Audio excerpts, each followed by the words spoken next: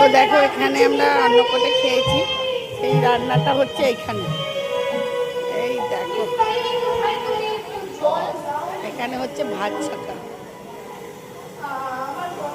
দেখো কত রান্না হচ্ছে, এই দিদিভাইরা করছে।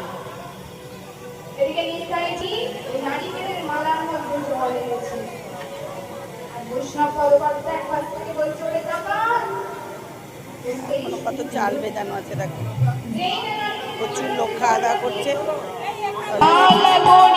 জল পড়িয়া যে গেল, আরে মালা পড়িয়া জল পড়িয়া যে গেল,